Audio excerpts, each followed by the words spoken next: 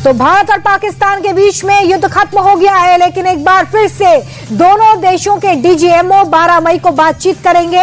भारत और पाकिस्तान के बीच अब युद्ध विराम हो चुका है। इसकी जानकारी खुद विदेश सचिव विक्रम मिस्री ने दी और कहा कि आज दोपहर 3:35 पर दोनों देशों के डीजीएमओ के बीच में बातचीत हुई और इसमें यह फैसला लिया गया कि आज शाम 5 बजे से दोनों देश आकाश, जल और थल पर तत्काल हमले रोक देंगे, यानी कि तीनों ही सेनाएं किसी तरह का कोई अटैक नहीं करेंगे।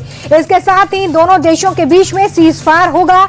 मिस्री की तरफ से यह भी पुष्टि की गई है कि 12 मई को दोनों देशों के अधिकारी आगे की रणनीति पर चर्चा करेंगे। आपको बता दें कि भारत और पाकिस्तान ने अमेरिका की मध्यस्थता में लंबी बातचीत की और इसके बाद युद्ध विराम पर सहमति जताई गई है। इसे लेकर अमेरिका के राष्ट्रपति डोनाल्ड ट्रंप ने एक ट्वीट भी किया और ये कदम तब उठाया गया जब भारत और पाकिस्तान के बीच सीमा पर लगातार ड्रोन हमले हो रहे थे, गोलीबारी हो रही थी, तनावपूर्ण हालात बने हुए थे, जिससे कि क्षेत्रीय और वैश्विक स्तर पर भी लगातार कई देशों की चिंता बढ़ गई थी और ऐसे में यह महत्वपूर्ण फैसला लिया गया है। उधर पाकिस्तान के उप प्रधानमंत्री और विदेश मंत्री इशाक डार ने सोशल मीडिया पर भी ये जानकारी दी कि भारत और पाकिस्तान ने तत्काल प्रभाव से संघर्ष विराम पर सहमति जताई है।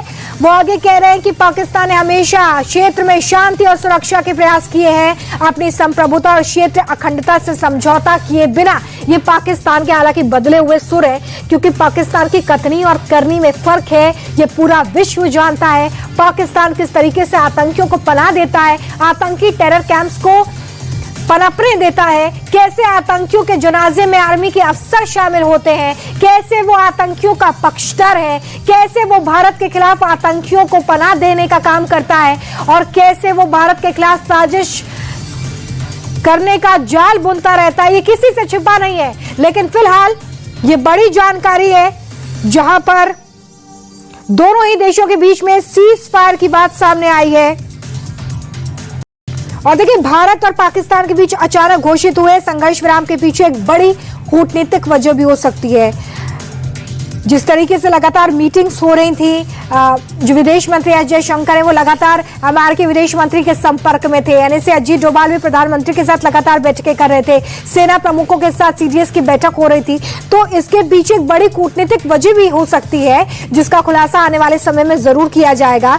और जो एनएसए अजीत डोभाल है, विदेश मंत्री एस जयशंकर है, बीते कई दिनों से अपने अमेरिकी समकक्षों के साथ वो लगातार बातचीत में शामिल थे और इन बातचीत का उद्देश्य सीमा पर बढ़ते तनाव को कैसे शांतिपूर्ण तरीके से खत्म किया जाए, कैसे पाकिस्तान को जवाब दिया जाए, कैसे आतंकिस्तान को उसी की भाषा में यह समझाया जाए कि अगर भारत पर वो हमले करने का प्रयास करता है तो फिर मुंह की खानी पड़ेगी। इस रणनीति पर लगातार चर्चा की जा रही थी।